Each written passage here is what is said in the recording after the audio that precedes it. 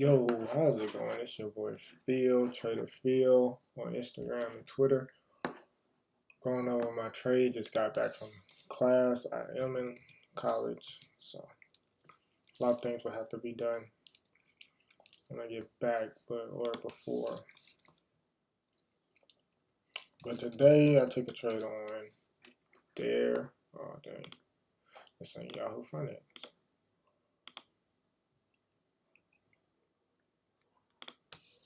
Today I took a trade on Dare.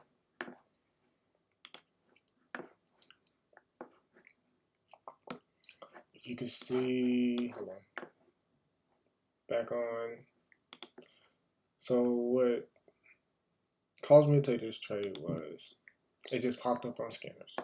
Wasn't really thinking about it until I saw it pop and it was running. And then I saw lines that I drew back during this day. And it was hitting those lines and I was like, it's supply. Almost 50 million shares traded that day. So it's supply, it's an overhead supply. So a lot of people that was buying and selling during that day. And some people want to get out for break even. So that's what I was thinking.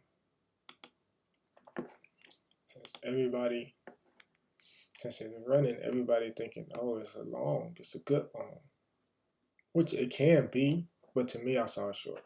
So my lines was at 264.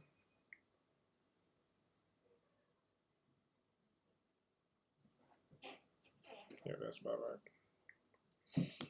So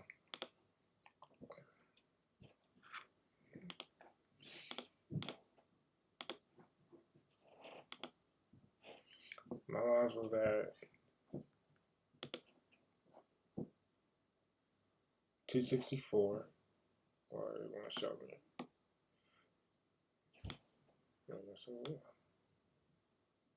So about 264. I had a line at one that was barely getting over one all the whole time. So it tap and fail. And once it got over one, it magneted above it, which pushed it to 250. Last time I ran, it was over under 3. So I had a line at 3, giving me some wiggle room. So I wanted my area in here. That's where a lot of volume was traded. Now this line that I had at 220,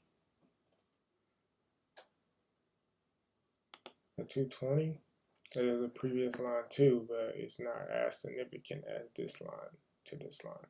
So those are the lines I was looking at.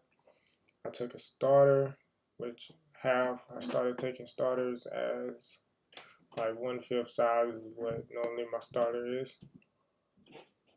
Right on this first push.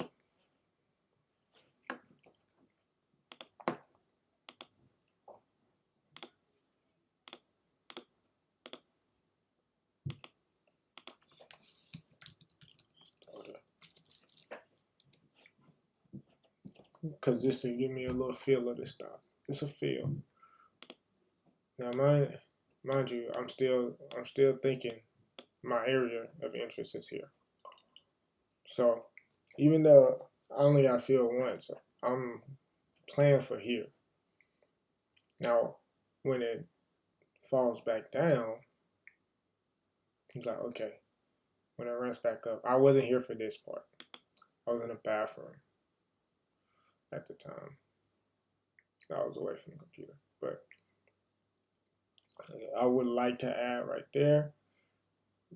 But when the stock is going your way, you're just looking for places to add if you don't get full position. But this is a place to add,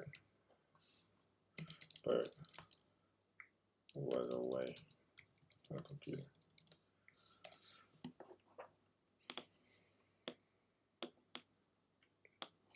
This thing was a small float, like a real small. Finviz showed me like 4 million shares, I think.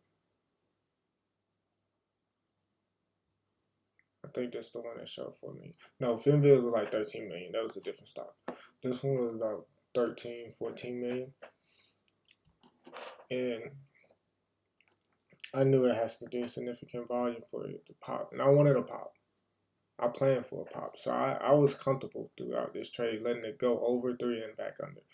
I wanted it to go over 3 and back under.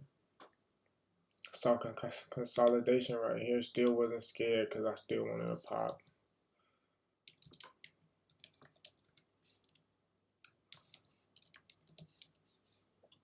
So it's consolidation with high volume. So it could squeeze. It could squeeze a lot of shorts out. That shorted right here. The twos, low twos, got a low average. I almost top ticked it. So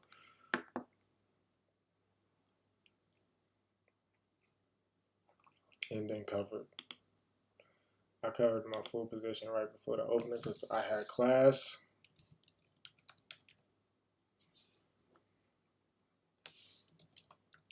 Full 1/4 position. 1/5 position right before I had to leave for class, which wasn't really much of a, explaining on a trade. It was my experience. It was a bounce short for me. Not really, nothing to it.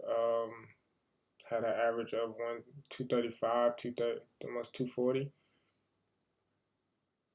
I forgot, 235 probably, and covered into 170.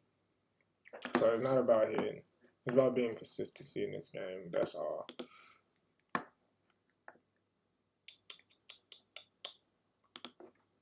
So what good I can take from this is good. I say, I stuck to a plan. I saw something else because my plan was to trade CPAH, and it didn't work out. CPAH didn't gap down the way I expected, shown in previous video, and I avoided it altogether and looked for better opportunity.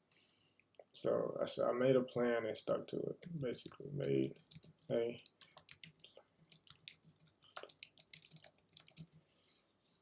that's all I could really say. It went according to plan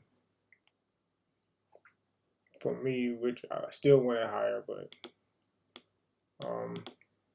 could have added.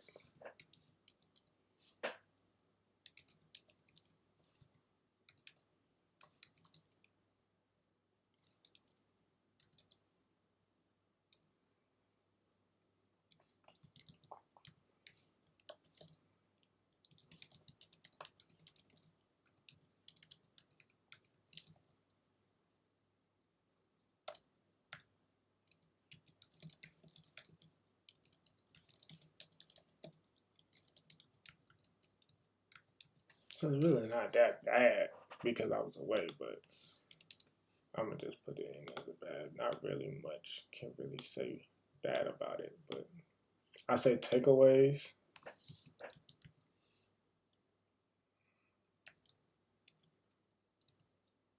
Is to identify if the stock, better identify if the stock is going to get to your price point or not. Takeaways. To better.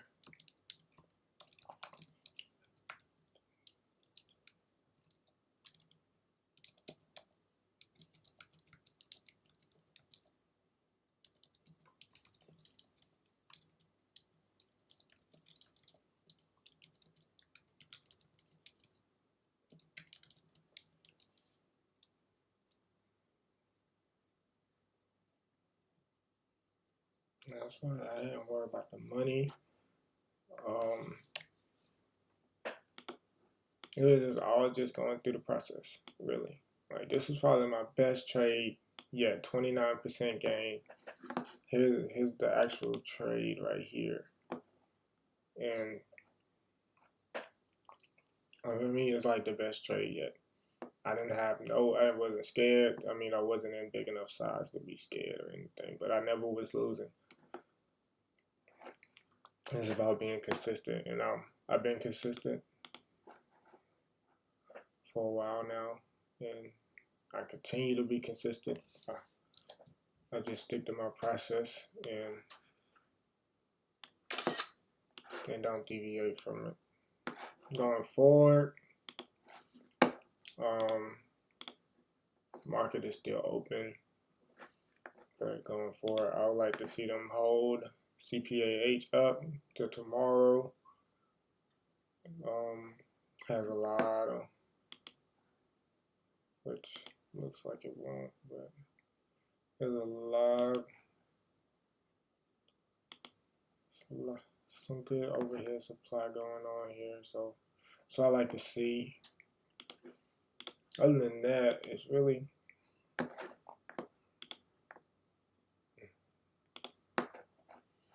mean, they could keep this here for however long, but that's about it. Everything else is pretty good. Just focusing on consistency all 2020, all year. That's the main goal for me, is just being consistent and managing the risk. That's about it. I don't want to deviate from my process.